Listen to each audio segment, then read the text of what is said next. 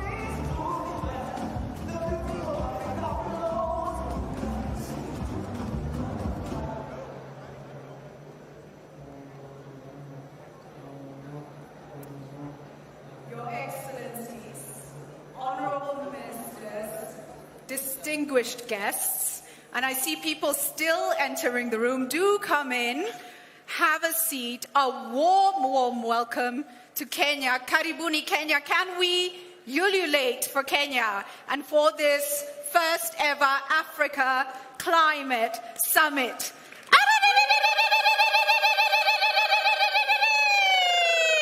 Thank you so much. Please take your seats. You are in a country, ladies and gentlemen, of incredible sights, mesmerizing wildlife, and warm, warm people. And even as we meet on this critical agenda, we hope you get some time to enjoy Kenya. And as you enjoy our spectacular country and observe the creativity, the passion, and the immense talent of young Kenyans, we also acknowledge that we are here gathering at a time of great uncertainty.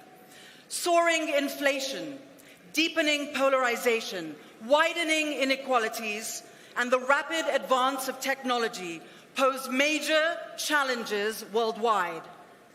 In addition, there is a war raging in the heart of Europe, whose impact is felt globally. Above all looms climate change, which poses a threat to the very survival of humanity. And in Africa, the threat has been catastrophic. It has. Ladies and gentlemen, allow me to share with you the statistics, which are dire. Over 17 million people a year have been affected by storms, droughts, wildfires, floods, and landslides. More than 7 million people in Africa have been displaced by natural disasters. More than 145 million people do not have enough food to eat. Now, all this, while Africa is responsible for less than 4% of CO2 emissions from fossil fuels and industry. As UN Secretary General Antonio Guterres said recently, and I quote, "The era of global warming has ended. The era of global boiling has arrived." It's so pertinent that this summit is being convened here in Africa to address the issues facing humanity. It was from here, particularly from the Rift Valley, that Homo sapiens set off eons ago, and several millennia later have come to dominate the planet. The progress and advances made in that period are impressive, but they have come at a price. Our ailing planet and the existential threat that we face speaks to that. Now, allow me to highlight, ladies and gentlemen, that as home of the youngest and fastest growing population in the world, we need the voices of Africa's young women and men. The good news is that just yesterday they've been convening and it gave the Youth Declaration. And that's amazing. We must also center the realities and the needs of Indigenous people and local communities. We must listen and we need to act. Now, allow me to share a Kenyanism, a wise Kenyanism. It goes, "Hiyo meeting ingekuwa email." How many Kenyans know that? See some hands. Now, I share that because we've come together, we've convened, we are meeting, we are deliberating, we've taken the time. We must ensure this translates into action for impact. Otherwise, we could just have sent an email. And the action we are seeking here at the Africa Climate Summit is a pathway that will take Africa's realities and climate needs into account. We want a global financial architecture that helps Africa grow and the world decarbonize. We want to unlock investments Africa needs to tap into its potential and resources. This summit is about creating a new narrative for climate action in Africa, building consensus and taking a unified step forward Twende kazi. Absolutely, let's do it. And say, just before we introduce the minister and ask her to come up, I want to settle the room and I want to rally us. Ladies and gentlemen, as you're taking your seats, can we please make a commitment that we will act following this summit, that we will collaborate, that action is critical and impact is critical? Could we give a round of applause to show our intent, our commitment, a promise to ourselves and the next generations?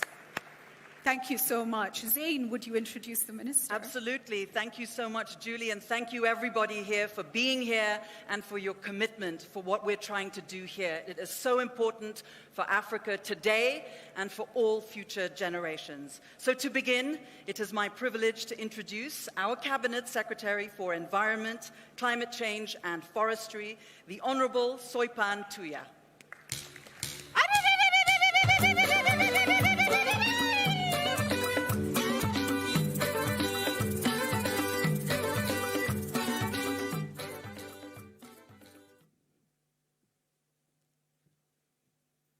Your Excellency, Dr. William Ruto, President of the Republic of Kenya and Chairperson of the Committee of African Heads of State and Government on Climate Change, His Excellency, the Deputy President of the Republic of Kenya, Honorable Rigathi Gachagua, Dr. Simon Still, the Executive Director, United Nations Framework Convention on Climate Change, Her Excellency, Dr. Monique Nzanza-Ganawa, Deputy Chairperson of the AU, Her Excellency, Ambassador Josepha Sako, AU Commissioner for Agriculture, Rural Development, Blue Economy and Sustainable Environment, His Excellency, the former Prime Minister of Ethiopia, Haile Mariam Desalegn, the Right Honourable Baroness Patricia Scotland, Secretary General of the Commonwealth, colleague ministers from Africa and across the globe, distinguished guests, ladies and gentlemen, good morning. I am very honored to welcome you to Nairobi, our beautiful green city in the sun. Today, I stand before you filled with pride and hope. As we begin discussions at the Africa Climate Summit, we look forward to your support towards an ambitious agenda to change the perception on the place of Africa in the global efforts to combat the climate change crisis. The journey that got us here today has been long in the making, thanks to the very visionary leadership of our heads of state and government, who took no less than 3 assembly decisions at the 32nd, 33rd, and 34th African Union Assembly sittings to make this African Climate Summit a reality. In a bold and courageous move, His Excellency, Dr. William Ruto, President of Kenya, at the COP27 in Sharm el-Sheikh in November 2022, did announce and offered to host the inaugural Africa Climate Summit here in Nairobi in his capacity as the chair of the Committee of African Heads of State and Government on Climate Change. Excellencies, honorable colleagues, distinguished guests, ladies and gentlemen, that moment is finally here with us. And I wish to express my profound gratitude to the African Union Commission as co-hosts of this summit, and especially to my sister Ambassador Josepha Sako, who together with her talented and dedicated team made sure that we were in strict adherence to the African Union instruments governing the hosting of summits. I am also very indebted to my colleague ministers of environment who have shown tremendous support and guidance and insight throughout this journey. The same goes to the African group of negotiators who have been guiding us through the process and supporting it up to where we are today. Ladies and gentlemen, our overarching goal for this summit is to chart a green growth pathway for the African continent, setting the stage for Africa to lead the globe towards a more ecologically responsible global industrialization, catalyzed by financing that is accessible, adequate, and affordable. Consequently, the summit does present to us, Africa, an opportunity to develop and present a new and bold vision for Africa as a continent with tremendous potential, abundant opportunities that can be used to solve the climate crisis.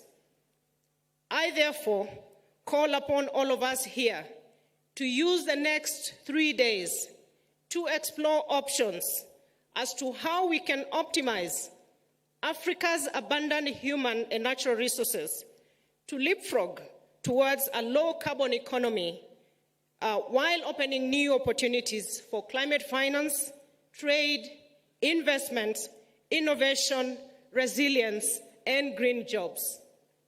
Excellencies, honorable colleagues, the climate change debate has entered a new era. It is no longer just about tackling an environmental or development problem, but about addressing climate change in the context of justice. We must look at African countries and their high debt distress, contextualizing it with our ability to adapt and mitigate climate change. We must look at the impact of climate change to our economies, which are heavily dependent on climate-sensitive sectors such as agriculture, tourism, fisheries, energy, and forestry, among others. We must also be cognizant of the climate change nexus with migration and the need to climate-proof our infrastructure. That is why we are persuaded that if we do not develop adequate response measures to deal with the climate change crisis, it will crush us all together. Let us therefore step up and lead the world to find solutions for climate change by listening to all voices at this climate summit, including from youth, indigenous communities, and civil society from Africa and beyond. As I conclude, Excellencies, ladies and gentlemen, I wish to convey goodwill and urge you all to take time during your visit and sample our rich wildlife and cultural heritage.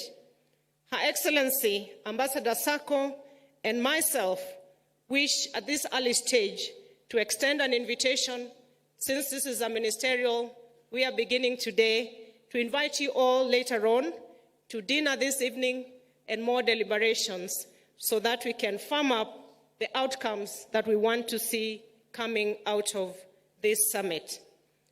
Thank you very much, and I will now take this opportunity to usher in our youth representative, Ms. Elizabeth Wathuti, who has been, for the last 3 days, have led a group of young people from across the continent to put together very solid resolutions, ideas, and very visionary indeed group of young people who are joining in the discussion and want to be part of the action.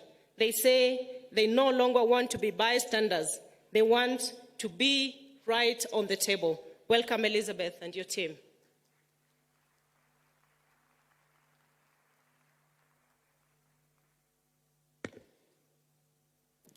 Thank you so much. Excellencies, distinguished delegates, invited guests, I stand on the observed protocol. After months of regional and national consultations, mobilization that accumulated into uniting youth from every nook and cranny of the continent here for the last 3 days to exchange and voice our concerns, we stand today, Saad Ukas from the Kingdom of Morocco, Dion Shukuza from the Republic of Namibia, and I, Elizabeth Wathuti, from the host country of Kenya, the land of beautiful landscapes and the greatest marathoners, as representatives of the African Youth Climate Assembly, to underscore the urgency of addressing climate change and its profound impact on Africa's youth. Our declaration, the African Youth Climate Declaration, reflects our commitment to harness the power of our youth to drive meaningful change. The African Youth Climate Assembly's vision is rooted in inclusivity, resilience, innovation, and the conviction that young people are one of the biggest resources that Africa is endowed with. We seek to elevate youth participation and inclusion in climate governance, forging pathways towards sustainable development and green growth. And we urge you, our esteemed leaders, to join hands with us in this endeavor. And we have our key asks from the Youth Declaration that I will invite my good friends from the Kingdom of Morocco and Namibia to present.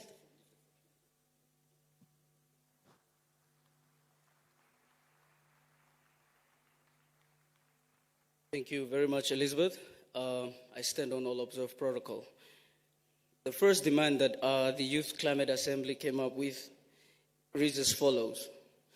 We oblige upon the key stakeholders to recognize, promote, and invest in the decision of the African Youth Climate Assembly to establish the Assembly as the principal forum for consolidating, meaningfully enhancing the coordination of youth engagement in the climate governance across member states beyond the Africa Climate Summit, and also further urge the key stakeholders to support youth inclusion in advancing Africa's sustainable development goals and the green growth agenda in continental forums.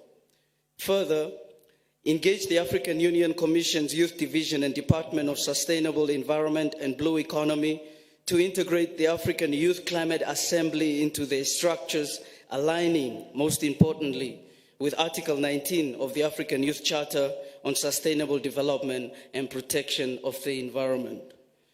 We further oblige upon parties to create an international or intergenerational green investment fund to generate green jobs for African youth. We would like to stress on this point that this was one of the most highlighted points from the consultations and also the engagements, financing youth action for climate. Further, lobby for the established United Nations Youth Office to be domiciled in Africa in line with structuring a global multilateral climate institution. We further also applaud on creating adaptation jobs for young people and equipping them with entrepreneurial skills for solutions and thus fostering resilient livelihoods. Further, engage Africa's youth as advocates for increased access to renewable energy. Engage youth in exploring Africa's agricultural potential, in particular to meet the food security challenges of the continent. And lastly, to invest in youth-led research and innovation for identifying local climate solutions. And with those few demands, I would give my brother Saad Ukas a chance to give us a closing statement. Thank you. Your Excellencies, in conclusion, our vision encompasses green investments, renewable energy, adaptation initiatives, and youth-led innovation. Your children are watching you today. We have to trust you, and you have to trust us. We call upon you leaders to enable us and stand with us in this crucial mission. Climate justice and sustainability are within our reach, and if not, one day we will be here at your place and with our countries burning and drowning, and you will not be there to save us. If we want to go far, we have to go together, join our hands to save our continent. Ubuntu.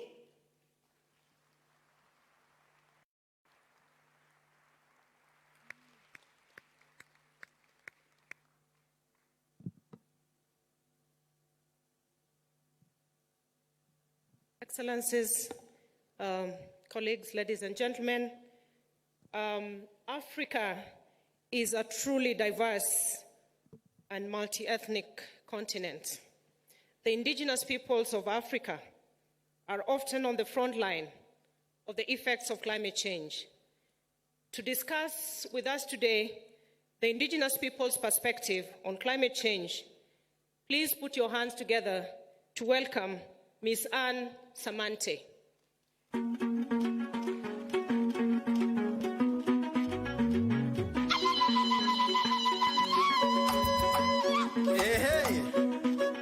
Bana ba Kenya namugeze ndi mulembe lundi baya mumbe kama lumwelezera ko bulayi bwokuba nenda kamatunda kwa buhuru mu Kenya. His Excellency, the President of the Republic of Kenya, Dr. William Samoei Arap Ruto, and all other excellencies, distinguished guests, Madam CS, Honorable Soipan Tuya, all protocols observed. Good morning. My name is Samante, and I'm here to read a statement on behalf of indigenous peoples of Africa. We, the African indigenous peoples from 20 countries, gathered in the pre-summit held in Nairobi in the past 2 days in preparation for this summit today, appreciate the Africa Climate Summit Secretariat and the government of Kenya, as led by our able President, Dr. William Samoei Ruto, for the continued recognition of indigenous peoples and traditional knowledge as a contribution to African climate change discourses. The role that African indigenous peoples play in protecting critical ecosystems across the continent makes them major actors in combating climate change. Furthermore, given that our livelihoods are based on direct use of natural resources, indigenous peoples are unfortunately the most hit hardest by climate crisis, notwithstanding the fact that we have the lowest carbon footprint, or rather the lowest emitters. As the African Climate Summit commences today, our main concerns and requests are as follows. 1, on clean and renewable energy and energy transition. As we are all aware, all renewable energy initiatives are all around indigenous peoples' territories. For us, there is no idle land. For us, the so-called idle land is our fathers' grazing land. This is our area of our cultural, where we undertake our cultural rights. And so to us, any investment around renewable energy must take into consideration free, prior, and informed consent. Moreover, renewable energy investment should ensure to ease mobility of indigenous peoples, because through mobility, by ensuring mobility, then it means you've helped us to be more resilient, and the vice versa is true. On adaptation and resilience to climate risk, we are not only victims, but we also come with solutions. Our traditional knowledge and ways of life enable us to build resilience and adaptation to the impacts of climate change. Furthermore, considering that there are an estimated 50 million indigenous peoples living in 5 regions of African countries, whose participation and contribution through indigenous peoples' knowledge and knowledge system provides tremendous solution to the climate change crisis. However, as much as we contribute this much to climate resilience and adaptation, our knowledge and traditional adaptation resilience are not mainstreamed in local and regional policy and legislation frameworks. Therefore, we request this summit to recognize the contribution of indigenous peoples' traditional knowledge, which make them more resilient to climate change. On climate finance for adaptation and resilience, despite the fact that we do play a critical role in protecting the ecosystem that our lives entirely depends on, a recent study has shown that indigenous peoples receive less than 1% of all climate financing globally. Indigenous peoples of Africa continue to be obstructed from direct access to finance due to lack of recognition of our unique identity.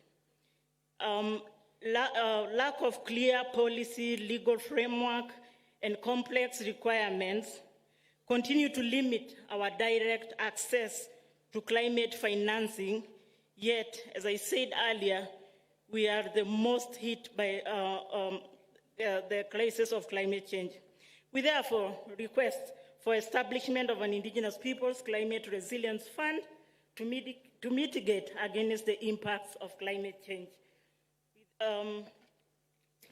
On effective participation, and as climate change discourse continues to gain traction, the indigenous peoples, despite being the most vulnerable group, has continued to face systemic exclusion from decision-making, and also have negatively impacted by the climate intervention, negatively impacted by the climate intervention and response measures, some of which are detrimental to the existence of indigenous people.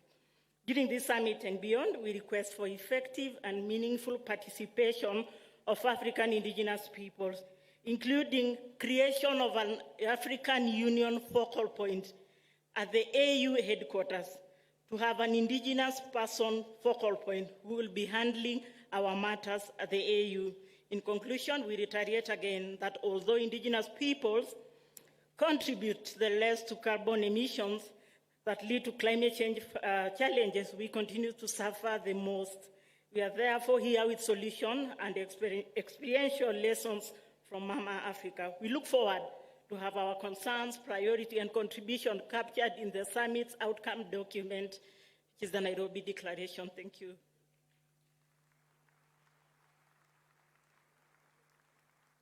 Thank you very much, Anne.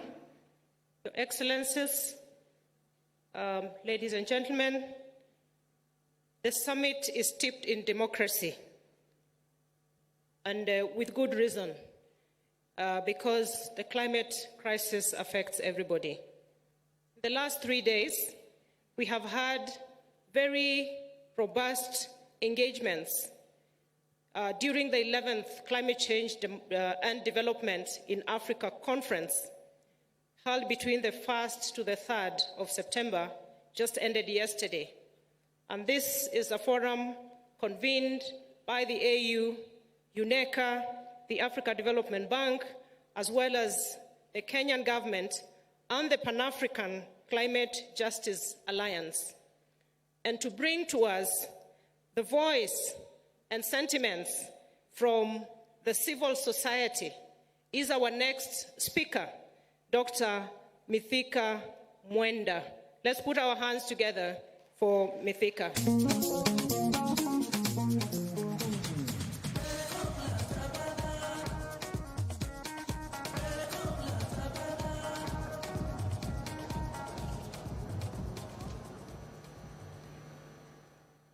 Thank you, CS. Excellency, the President of the Republic of Kenya, Dr. William Samoei Ruto, the Deputy President, Excellencies, distinguished delegates, respected guests, ladies and gentlemen, allow me to stand by existing protocols.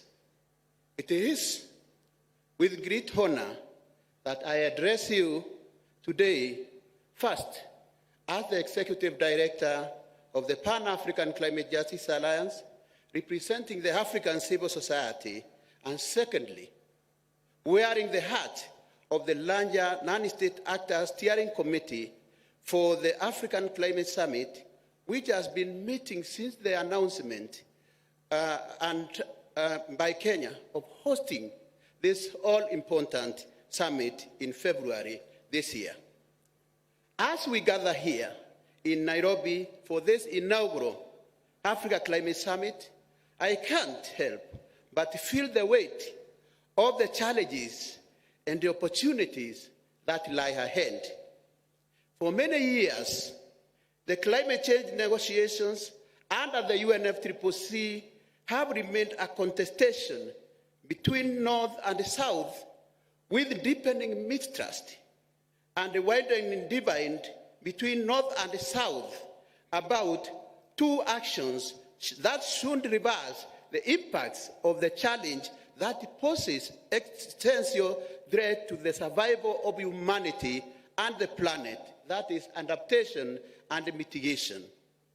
The outcome of this summit, then, should seek to not only provide a neutral ground for conversation and restore hope and dignity for millions of people whose livelihoods have been turned upside down due to the ranging climate impacts manifested by shifting seasons, drying rivers, erratic rainfall, diseases, compounding food crisis, and forced solutions, but should also be responsive to African people's realities, aspirations, desires, and imperatives of climate justice. Top of these should be adaptation, underpinned by the principle of common but differentiated responsibilities. It is not just about coping with the impacts of climate change, but also about enhancing our solidarity in prosperity, resilience, reducing our risk, and seizing the opportunities which are coming with this challenge. Yes, Africa, with the most progressive position in international dialogue on climate change, has pronounced itself on what we require in adaptation and mitigation. And all standards show that we are doing more than our fair share in the global efforts to combat this crisis. Excellencies, ladies and gentlemen, Africa needs between 160 to 340 billion US dollars by 2030 for adaptation, while the current flows are only around 16 billion annually, a fraction of a budget for a blue chip company and foundations attending this summit. We need a deep conversation on how to address this, including achieving the balanced financing between adaptation and mitigation, as delaying action now will result in exponential costs in the future. This summit should also convey a bold, unequivocal message from Africa that it is not a forum to end the industrialized countries, to escape their historical responsibilities, and transfer their burden of action to the victims of their actions, but a platform to once again renew our call to honor their commitments on deep and genuine emission reduction, adequate support to vulnerable, and support the communities at the front line of climate crisis. Ladies and gentlemen, as I conclude, we want to extend a hand of partnership and take front seat in the inevitable transition to low-carbon, climate-resilient, fair, equitable, and ecologically just development pathways. We should also seek to change the narratives, and I think I have heard His Excellency President speaking about that every time. And we need also reciprocal actions from our partners in the North and urge them not to shift the goalpost like they have done before. I hope, Your Excellency, you will agree with me that we are doing so much, but there is a problem. We have the critical natural resources, for instance, including vast mineral resources, cobalt, lithium, and all others, which will drive this transition. How to exploit these resources, then, should be the conversation we should have. How we leverage them will determine whether we repeat the curse of the minerals driving the carbon addicted industrial revolution, that is through fossil fuels, which has brought us the current challenges we have. Or we will choose to start with an opportunity to shape our future through a resilient, prosperous, inclusive, and fair way. This is really our time. And thank you again, Your Excellency. When we were in South Africa during the African Parliamentarian Summit on Climate Policy and Equity, I told you, you are our general. And I told you, now below there, you are our soldier. Let us work together, and we promise our commitment to that process. Thank you, Your Excellency. Thank you very much, Mithika, for speaking on behalf of the civil society. Now, Your Excellencies, ladies and gentlemen, we move on, noting that the vital agenda pursued this week, the ACS will play a crucial part in the global fight against climate change and have a massive impact in the upcoming global initiatives around climate action. And one of these is the COP28. And Excellencies, ladies and gentlemen, we are aware that during this summit, we have the African Climate Week convened by the UNFCCC as part of the regional climate weeks, again, that build momentum for COP28. And we have here with us none other than the Executive Director of the UN Framework Convention on Climate Change, Simon Stiell. Let us put our hands together to have the statements from Simon. Welcome, Simon.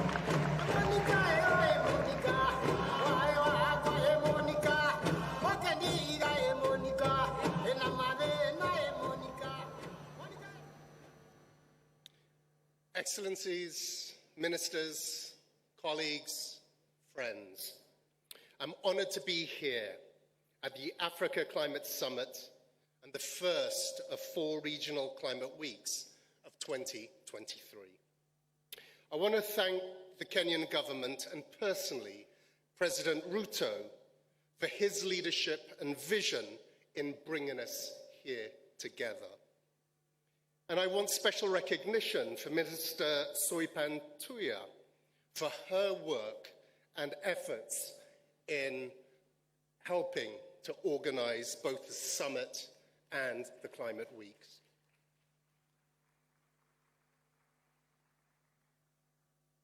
This summit for Africa, by Africa, will help us tackle the climate crisis we see and feel all around the world. I speak to you today not just as the head of the UNFCCC, but as the former minister from a developing country. So let us talk about what we can do to stabilize the climate and build resilient societies in Africa and throughout the world. Development is, as it should be, a priority. I know personally the destruction that climate-related disasters can wreak on years of development. But the world is asking for a lot. Develop, but don't do it in the carbon-intensive way that we did in the past. Therefore, it is a global responsibility to collectively work out how we do that. Every day this week, we'll be putting our heads together to discuss how to build resilience to climate risks, transition to a low-emission economy, and collaborate on solutions, transforming our economies through a just transition that benefits all sectors of society. Africa, the equal partner in this endeavour, is offering its huge potential. We already know innovation in Africa is astounding.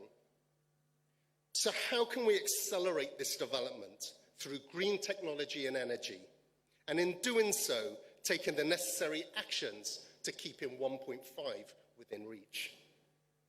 First, we must address finance. Climate action, just like everything else in life, costs money.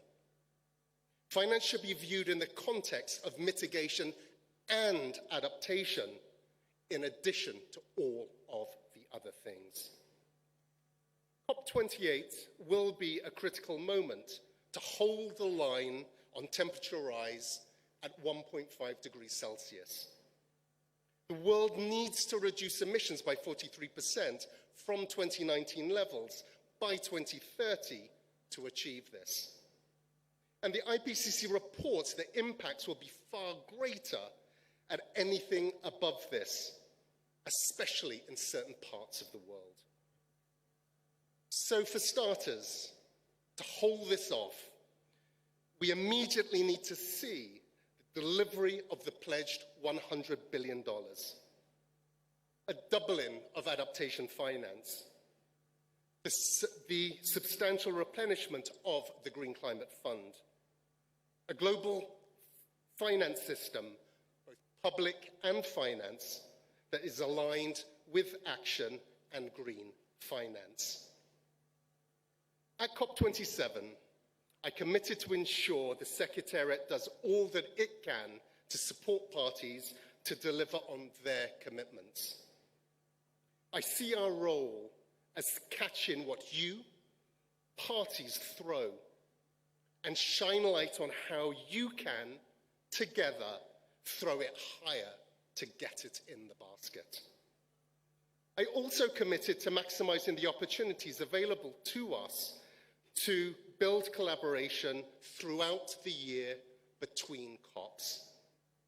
This Africa Climate Week is a good example on delivering just that. In the past, we used to have only 3 to 4 mandated events associated with the regional climate weeks. Now there are 20. We've been working to cluster them, not just for efficient and resource savings sake, but also because it is here, in the regions, where catalytic connections are made, and we can supercharge action on the ground. I want to see Africa Climate Week usher in climate action in 3 pivotal fronts.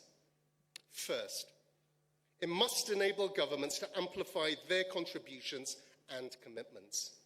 Second, strengthen regional bonds and collaboration.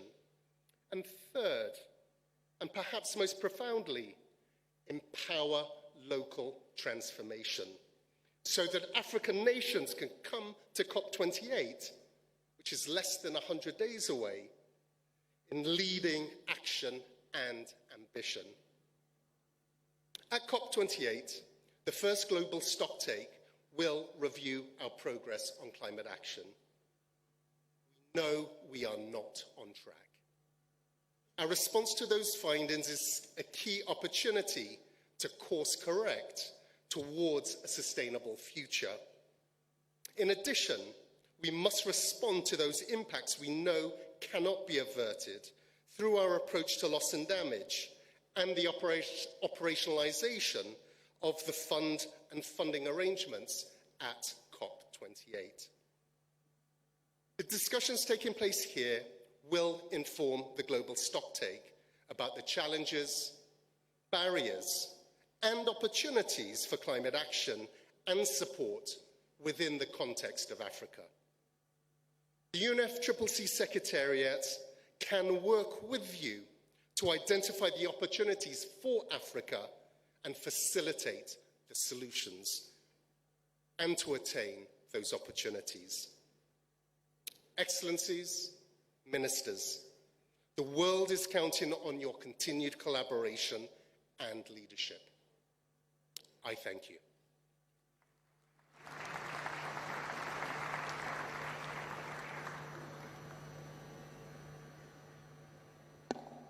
Thank you, Simon. Next, Your Excellencies, ladies and gentlemen, is my turn to introduce Her Excellency Josepha Sako, who is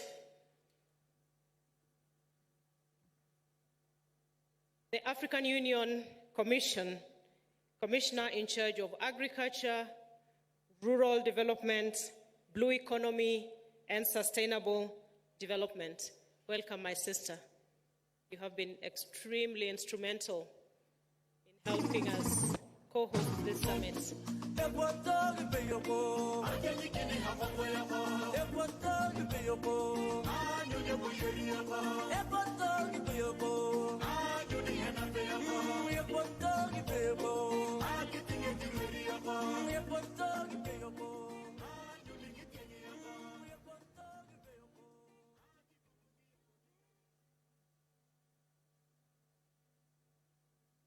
Thank you, Cabinet Minister, to give me the floor. Good morning, every one of you.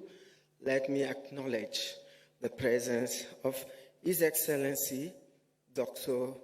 William Samoei Ruto, the President of the Republic of Kenya and coordinator of the Committee of Head of States and Government on Climate Change of African Union, His Excellency Azali Assoumani, the President of the Union of Comoros and current African Union Chairperson, His Excellency Musa Faki Mahamat, the Chairperson of the African Union Commission, the Excellencies Head of States and Government from Africa and abroad, His Excellency Antonio Guterres, UN Secretary General, if he's present, His Excellency Ursula von der Leyen, President of the European Commission, honorable ministers present, executive head of international organizations, representative of the civil organization, invited guests, ladies and gentlemen, all protocol duly observed. On behalf of the African Union Commission, I am pleased to welcome you all to the African Climate Summit and to thank all delegates from Africa and the world at large for setting time aside of your busy schedule to participate at this inaugural African Climate Summit. You are welcome. Karibu. Sejam bem-vindos. Vous êtes le bienvenu. Merci. Your participation is a clear demonstration of our unwavering commitment to collectively shape the future of climate change, climate action in Africa and across the world. We are not isolated.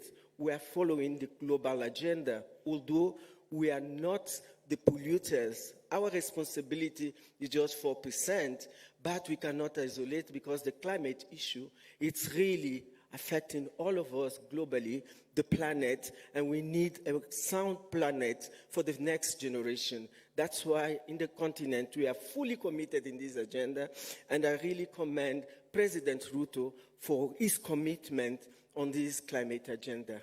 Congratulations, Excellency President. Let me also like to acknowledge the presence of former Prime Minister of Ethiopia, His Excellency Prime Minister of Ethiopia. You're welcome to this meeting. Excellencies, distinguished ladies and gentlemen, please allow me to express our sincere gratitude to the government and people of Kenya for the warm reception and hospitality accorded to all the delegation since their arrival in this beautiful city of Nairobi. I would also like to commend the organizers from the different ministries and partners organizations under the leadership and strategic guidance of His Excellency Dr. William Ruto, President of the Republic of Kenya, that worked around the clock on the technical and logistical arrangement required for a successful summit. Excellencies, distinguished ladies and gentlemen, I would like to submit to you that climate change is a pandemic in Africa and is responsible for more lives and economic distress. Climate change is resulting in an increased frequency and intensity of extreme weather events that causes disasters with compounding effects because they do not allow us to recover before another disaster strikes again. What are we witnessing is the situation thereby governments are abandoning development and concentrating their resources in responding to climate-related disasters without building resilience. We know that many African governments, they are using at least 2% of their budget to invest on the disasters, on adaptation programs in the continent. In our continent. Research tells us that some of the African member states are spending up to 50% of their GDP per year in response to climate-induced disasters. The economic losses resulting from climate change stand at more than 5% of the annual GDP for the continent. The bottom line is that the cost of climate change in Africa is too high for us. We know for sure that crying for the promised resources by the developed countries' parties has not yielded tangible results, and even the $100 billion that you promised during the during the Paris Agreement, COP21, up to now, we haven't seen anything. We haven't seen anything. That was the pledge in 2009 to be accessible from 2022. We are in 2023. We haven't seen anything. Please, partners, come and honor your pledge. Has not been reached to Africa. This is despite being their obligation due to their historic responsibility for climate change in line with the Convention and the Paris Agreement. We also know that the cost of addressing climate change is also skyrocketing. For example, the revise of our NDCs for Africa will require an estimated $3 trillion of investment, US dollar investment, to implement, in addition to all the climate action, including NAPs. Africa has refused to wait and die due to climate change. We shall continue to pursue them to honor their obligation, but at the same time, we shall proceed with our own initiatives aimed at building resilience in Africa.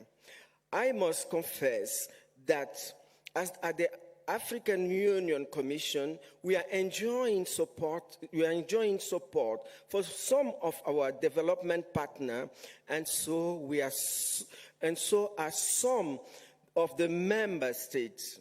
However, Africa needs to move from a donor-recipient relationship to that built around investment. As that it is the pathway to reaping development aspiration of our continent, the Africa we all want. Excellencies, distinguished ladies and gentlemen, the primary goal of this summit is to propel our collective efforts on climate change and sustainable development forward. The fundamental driver of success for African green transition will be the availability of resources for investment, and these must be accompanied by the strengthening of the ability of the African countries to mobilize their own resources, their own domestic resources. And I believe in Africa we can do it. We have the resources. Let us start allocating the resources on the environmental agenda when we are doing our national budget. I believe that we have this capacity. So the fundamental driver of this success, as I say, for African green transition will be the availability of resources for investment, and those must be accompanied by strengthening of the ability of the African country to mobilize our own resources, build on the foundation of solid and inclusive economic growth. As a continent, previous growth models have been predicated largely on the sheep production and export of African raw material with a minimal value addition. We have to start adding value and create jobs for our youth and our women. A continuation of this trajectory will undoubtedly reinforce Africa's vulnerability. Excellencies, distinguished delegates, ladies and gentlemen, the African continent remains a key player in charting the way forward towards a low-carbon future, despite being the least contributor and yet highly vulnerable to the impact of climate change. However, our strength lies in our unity and the fact that we are a continent that is vibrant, fast-growing, useful, young population, energy, and diversity. Our solution for African climate change are rooted in large-scale investment in climate resilience centered on energy access to drive sustainable industrialization. This represents one of the fastest drivers for poverty reduction, while also fundamentally changing the nature of Africa's economic model with large-scale investment in a sustainable value chain. To this end, we continue to put policy framework in place to support the implementation of climate action. Such frameworks include the African Union Climate Change and Resilience Development Strategy and Action Plan. This was adopted by our head of state. We are not here to invent the wheel. The wheel exists. If you want to partner with us, this is what our head of state adopted, and I invite partners to really align any investment in Africa with this important strategic action on climate change. We didn't have it, but we support of some partners, even the EU, we were able to elaborate and approve it. So I call upon all the partners and our member states to align on this so that we are not trying to multiplicate or duplicate what already exists in the continent. The second strategy, it is the Continental Green Recovery Action Plan and the integrated strategy on meteorology. So all these instruments are strategic and they exist. So if at all we want to tackle all the issues of the challenges of climate change, The tools are there. I'm just inviting investment. Let us find a mechanism where our member state can have access to these capitals, financing resources, so that we can go ahead. We have already done our homework with these tools that was approved. As I conclude, I would like to emphasize the following, that Africa's potential is fostering its sustainable development. Its great green transformation must be designed and led by African countries and African institutions, and should be centered on the mobilization of new and additional resources that can be deployed urgently. 2, that Africa's energy transition must be defined. My colleague is here. She's going to share with us how is she doing as a commissioner of this important department, with the Department of Infrastructure. Honed and led by Africans for it to be just and equitable. 3, we need to structurally alter the relationship of African economy within the global economy and reduce the impact of exogenous shocks by building sustainable value chain. This will allow a focus on people and on ensuring the connection between the citizens of Africa and its immense natural health. In this process, we are determined not to be bystander in this, but to lead by doing. Nevertheless, as a continent, we will continue to hold our partners accountable to the promise they made to us.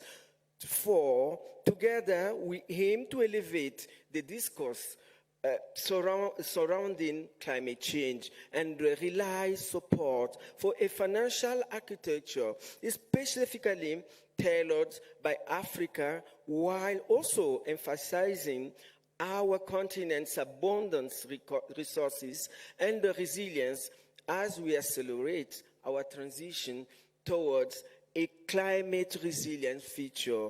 5th, as this green transformation is built on this shared determination, I urge us to strongly embrace our collective strengths towards this cause.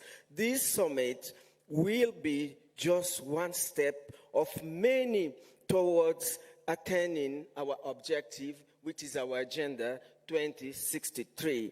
6, and lastly, we will count on the support of partners present here today, as well all relevant stakeholders, to support the implementation of the summit's outcome. As the African Union Commission, we remain determined and committed to work with member states in addressing climate change, including the implementation of the outcome of this summit, which is the Nairobi Declaration. Excellencies, distinguished delegates, ladies and gentlemen, I thank you for your attention and look forward for a fruitful deliberation. Asante sana, muito obrigada, muitas gracias, merci beaucoup, shukran.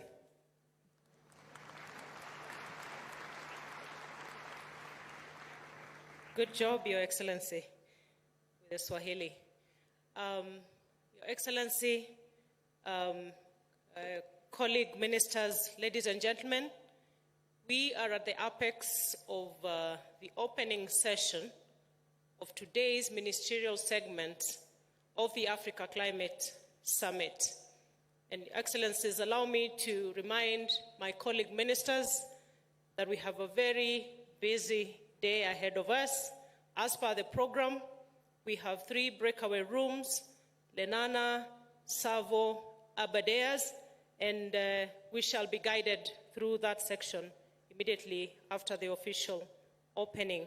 Allow me, Your Excellency, President of the Republic of Kenya, to thank you most profusely for accepting to grace this ministerial segment to flag us off to a very busy day.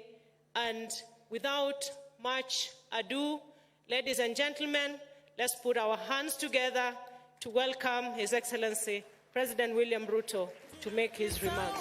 Thank you, Excellency.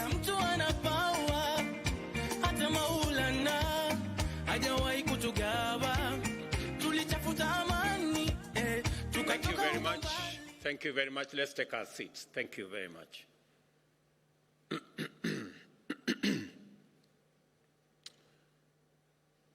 Excellencies, honorable ministers, distinguished delegates, ladies and gentlemen, good morning and welcome to Nairobi. It's called the Green City in the Sun. Welcome to Kenya and welcome to the Africa Climate Summit. I have welcomed you to this great city on behalf of the people and government of Kenya to this meeting that is co-hosted by the Africa Union and the government of Kenya. Let me give you a bit of information that will make it easy to find your way around. Nairobi is a very interesting city. On one side, there's a full canopy forest. And on the other side, we have a wildlife national park.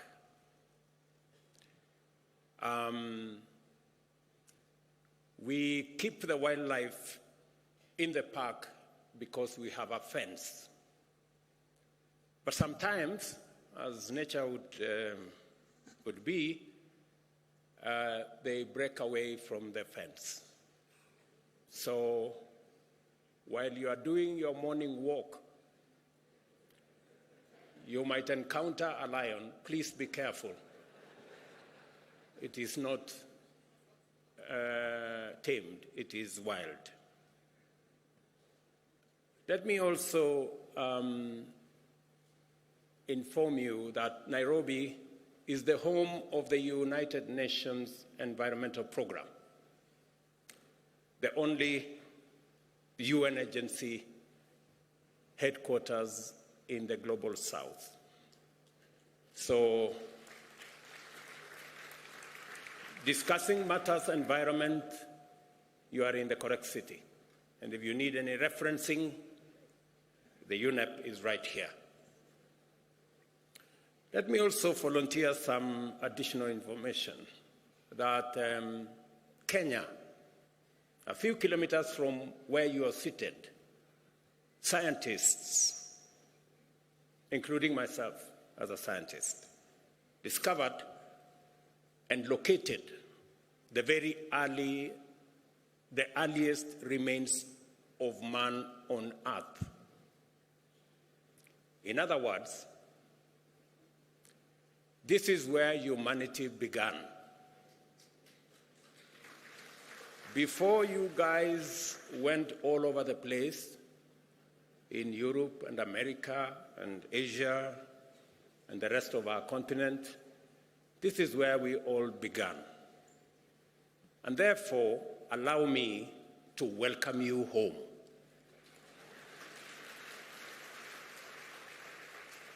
And in a few months, we are having a conversation as Kenyans. In a few months, we are seriously considering abolishing any visa requirement because it is unfair to ask anybody coming home for visa.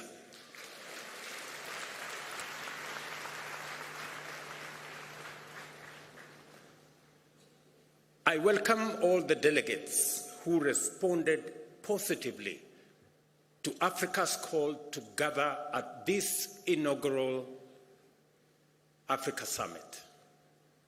In order for us to imagine, design, and then build a future of prosperity for Africa and the world. You have just stepped into, let me take that again. You have not just stepped into a conference hall. You have entered the future, a future ripe with potential driven by global partnerships committed to African prosperity, inclusive growth, and a livable planet for all of us. Clearly, therefore, this is no ordinary summit. We are not here just to talk about Africa or climate change in the usual way, which often accentuates our divisions. You all remember the North versus South, developed versus developing, polluters versus victims, and the whole of that conversation.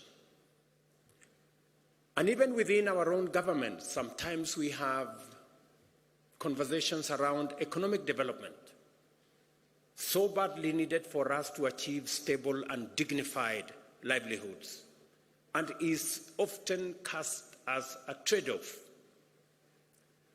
with environmental stewardship as if they are mutually exclusive, when in actual fact they are positively reinforcing. Let me be clear. These conversations are necessary. Africa's carbon footprint remains small, but the human toll of climate change is disproportionately high. The urgency to address loss and damage and to configure appropriate financial mechanisms for resilience grows with each extreme weather event and each bout of climate-induced insecurity. A complex interplay of needs and responsibilities is a daily challenge, but it should not lead to a deadlock. We must be alert to the fact that they can sometimes blind us to the bigger picture. Delivering prosperity and well-being for Africa's growing population without pushing the world deeper into climate disaster is not just an abstract proposition or a mere wishful thinking. It is a real possibility proven by science and affirmed by emerging experience. An opportunity-oriented focus on climate action is the engine for propelling Africa into a realm of stability and prosperity, elevating us to middle-income status and beyond. This context is precisely what sets this climate summit apart from others. It aims to unite us across neighborhoods, across sectors, across institutions, local or international, across country borders, across continents, and across generations. It is because we all have a shared stake in the Earth's ability to sustain life that we must envision together a future that embraces the values of equality, human security, and shared prosperity. Africa possesses all the necessary conditions to realize this future. Our foremost asset is our young and growing young people and workforce, educated, skilled, and motivated to pursue industry, innovation, and enterprise. And we saw them here speak ably this morning. And I congratulate the young people who've been here for the last 3 days, and they have done a tremendous job in the Youth Summit. We have ample renewable energy potential as well, and the natural assets and resources to green our own consumption, but also to meaningfully contribute to decarbonization of the global economy. We must see in green growth not just a climate imperative, but also a fountain of multi-billion-dollar economic opportunities that Africa and the world is primed to capitalize. We are brought together by a clear understanding and deep concern about the inadequacy of our present means in terms of institutions and available finances to deal effectively with the magnitude of our collective threats and challenges. But we will not shy away from the difficult conversations and uncomfortable realities that must be addressed to achieve meaningful change. Policy, regulations, taxation, trade, and climate justice will all be scrutinized in national, regional, global contexts. Yet, the way we frame these discussions matters. I invite all of us to adopt opportunity lens as we navigate these complex dialogues. For a very long time, we have looked at this as a problem. It is time we flipped and looked at it from the other side. There are opportunities, immense opportunities as well. And that is why we are not here to catalogue grievances and list problems. We are here to scrutinize ideas, assess perspectives, so that we can unlock solutions. The very format of this summit has been designed to facilitate such engagement. Over the next 3 days, be ready to be challenged in this dynamic ecosystem of dialogue and discovery.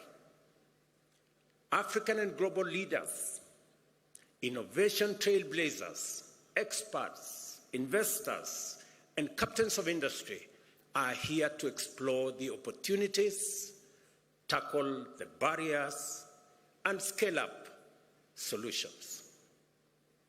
While I cannot encapsulate the breadth and depth of all our program within my opening remarks, allow me to outline the overarching theme, which is the unparalleled opportunity that climate action represents for Africa. As you're aware, the climate conversation began 31 years ago in 1992 in Rio de Janeiro. But this is the first African summit 31 years later. When my colleagues agreed, in the Africa Union that is, agreed to my offer to host this climate summit, it was clear to me that this inaugural summit is going to be the stepping stone to the ultimate resolution of this challenge. The reason why possibly we haven't made much progress is because Africa had not consolidated and assembled its ideas and brought them to the table. I am confident that now going forward, we have all what it takes to create a win-win outcome out of this very intense conversation about climate change.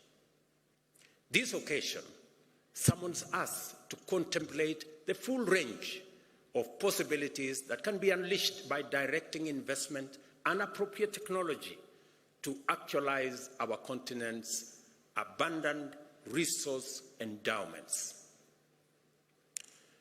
Let us look, for example, at food production and the protection and expansion of our invaluable natural carbon sinks, which stand at the intersection of our environment and ecology on one end, and economic opportunities on the other end.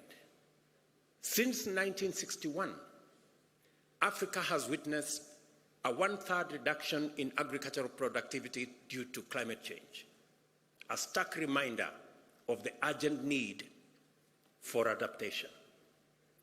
Yet, much of the world is just waking up to the merits of restorative agriculture, a practice that already resonates with African farming practices. By building on the wealth of indigenous knowledge, we can scale, enhance, and even monetize our agricultural systems. This enables us to unlock the huge potential in our agricultural land assets, representing 2/3 of the world's uncultivated, underutilized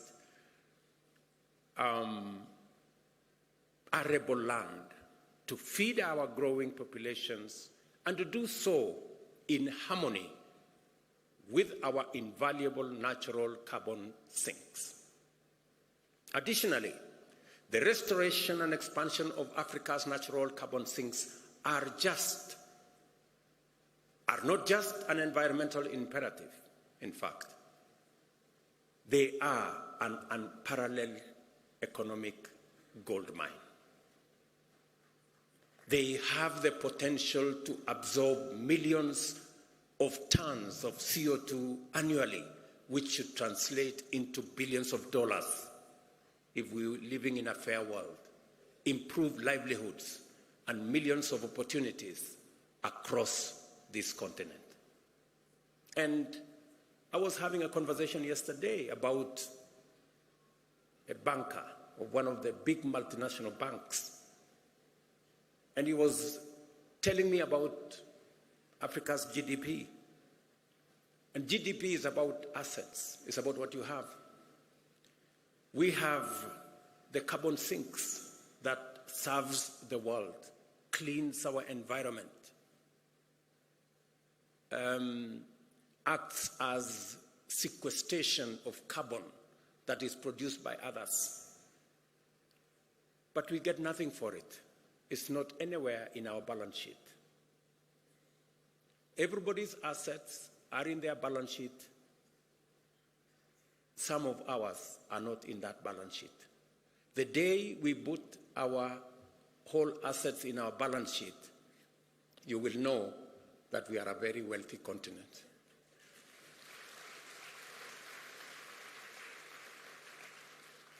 And let me say, we do all that, but it doesn't count for much. But we do it anyway, because we love this world, because it's our home. And that is why the conversation of North versus South must come to an end. Who did what? It's not a conversation that we have the luxury to engage in, because when the apocalypse happens, it will happen for all of us, for the entire humanity. Let me say this. We do this, and all of this comes while safeguarding our biodiversity. We are careful to make sure that that is in place. Our renewable energy resources are not just environmental necessity. They are the ultimate catalyst of radical socio-economic prosperity. They can fuel sustainable development, drive economic growth, create jobs, and also uplift millions from energy poverty, all while reducing our carbon footprint continentally and globally. The possibilities are not just promising, they are transformative. Africa can power all our energy needs with renewable resources. The continent has enough potential to be entirely self-sufficient with the mixture of wind, solar, geothermal, sustainable biomass, and hydropower. In Africa, we can be a green industrial hub that helps other regions achieve their net zero strategies by 2050. In other words, what I'm saying is unlocking the renewable resources that we have in our continent is not only good for Africa, it is good for the rest of the world. Because we not only are driving our own growth, but we are ready to share these resources with the rest of the world, and by doing so, we will assist the rest of the world in ensuring that we move towards the net zero target that we all set for ourselves. And for Africa, renewable resources, it is not just the volume, but also the non-seasonality of our renewable energy that stands out. The nearly year-round sunshine makes Africa's solar potential particularly unique, perfectly suited to industrial energy demands, something that is challenging in other areas, especially in temperate climates. Kenya, for example, serves as a good example of what is possible. Our national grid currently operates at 3 gigawatts, with 93% of that power being renewable. Our ambition is audacious yet achievable: 100% renewable by 2030 and a 100 gigawatt grid entirely renewable by 2040. A serious challenge in bridging the investment gap in order to enable the continent meet its energy needs is the creation of demand on sufficient scale to provide incentives for appropriate private investment in energy infrastructure development. Industrial energy at scale is therefore necessary to anchor energy demand as a means of tackling the widespread energy poverty still prevalent across our continent. The numbers are stark. Nearly 600 million Africans lack access to electricity. Another 150 million grapple with unreliable power. And almost 1 billion have no access to clean cooking energy. But the abundance of our renewable resources, the possibilities offered by new technologies, and opportunities created by new climate financing offers enormous possibilities for us. We have the capability to provide reliable and cost-effective energy access to all Africans by 2030. The green transformation of both production and consumption is not optional. It is an imperative. The global demand for such solution is already gaining momentum. Our strategic proximity to substantial reserves of metal and minerals necessary for the global energy transition makes Africa an attractive candidate to become a global hub in green industrial supply chain, from refining metals and minerals to constructing and assembling electric motor vehicles, batteries, and other components. Let me invite you to this unprecedented geo-economic opportunity for Africa. We are already key players in the extraction of these minerals, but much of the higher value addition, smelting, refining, assembly, and even the production of electric motor vehicles happens elsewhere. Let's put some numbers to add perspective to what I'm saying. By 2025, the mining of battery critical minerals, nickel, lithium, cobalt, is estimated to generate some $11 billion in value. However, if we take the next step and engage in value-added activities like refining these minerals into industrial-grade metals, that value could quadruple to $50 billion. And if we consider the end-to-end value chain for electric vehicles, including the battery pack and all other components, the market value skyrockets to an astonishing $7 trillion. That is a trajectory.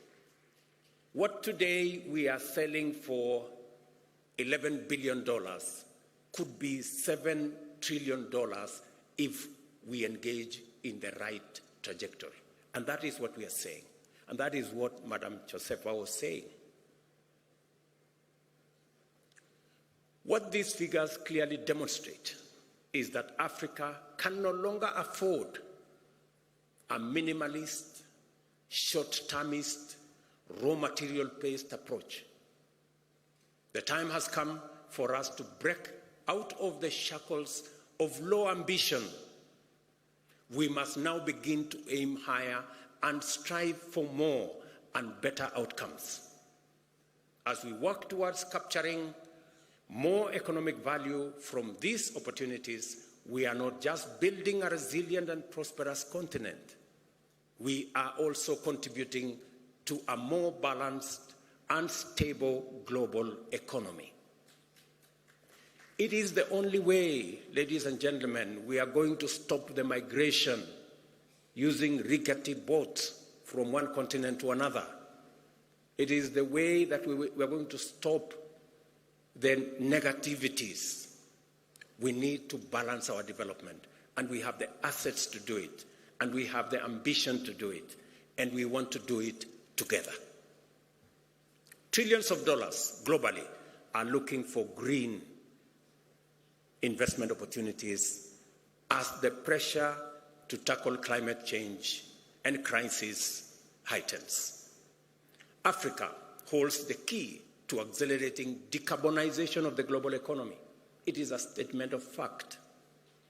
Africa holds the key to decarbonizing the global economy, whether it is industrialization, whether it's manufacturing.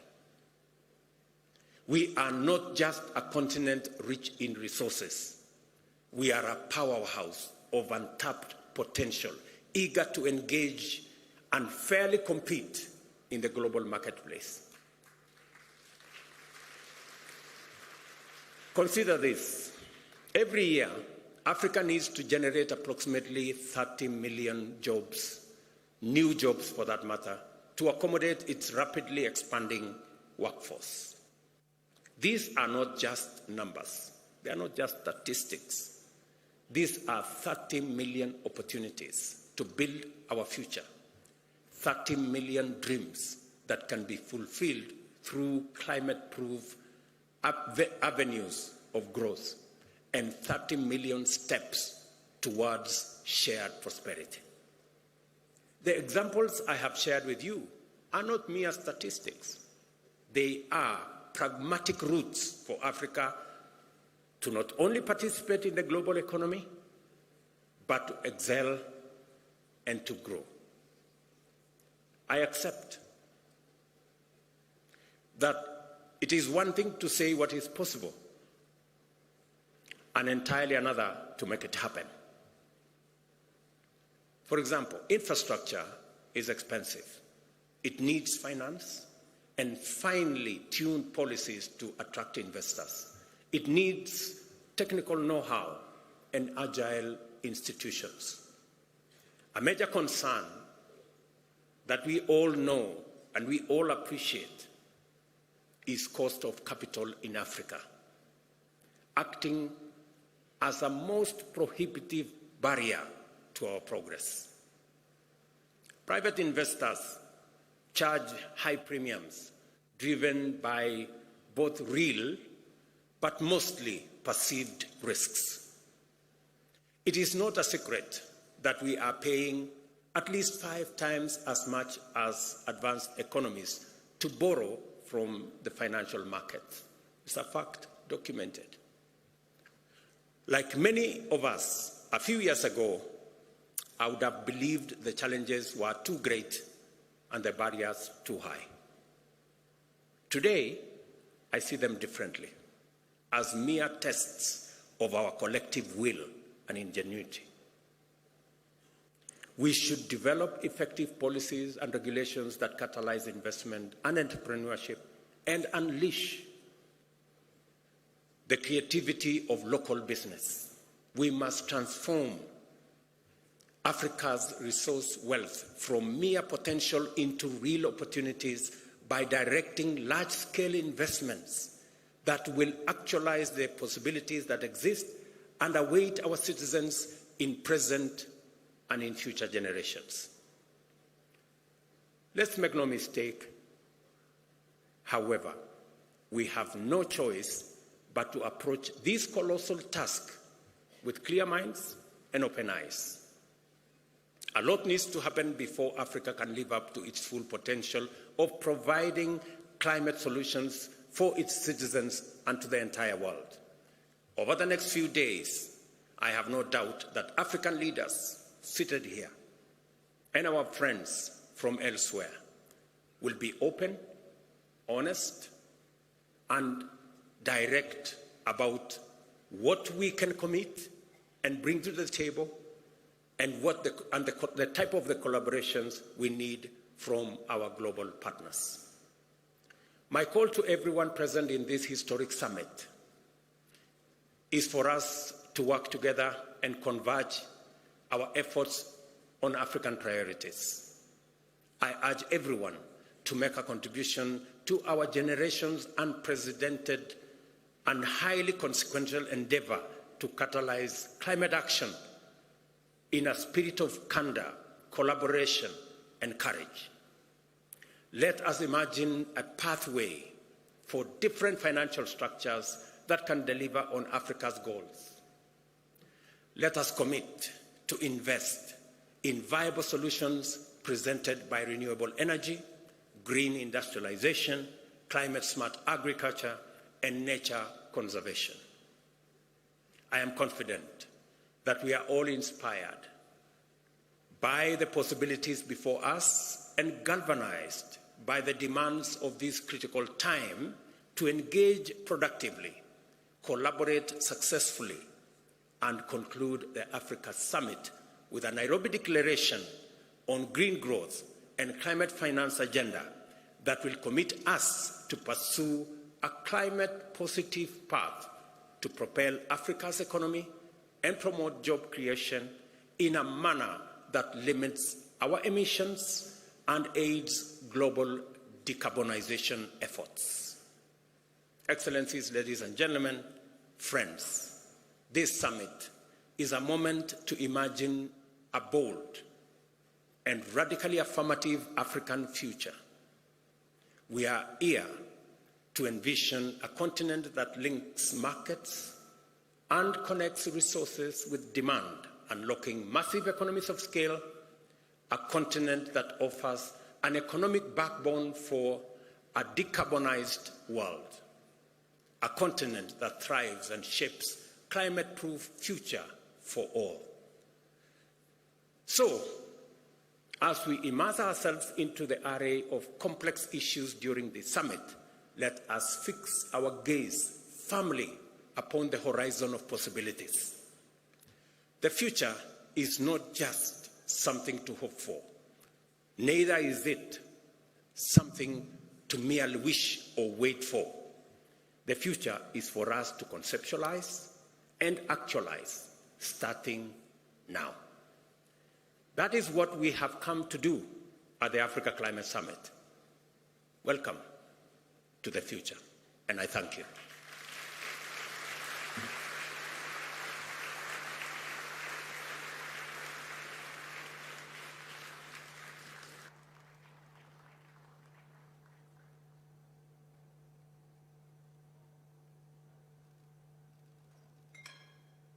One more round of applause to all the speakers who have spoken so well.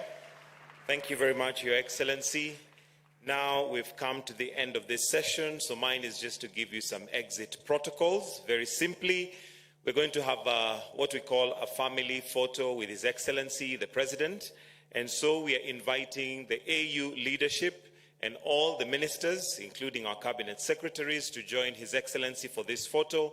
So what we'll do is that at the point we're exiting, kindly let's allow His Excellency and the leadership to exit first, followed by the ministers. I'll request that we all remain in the room.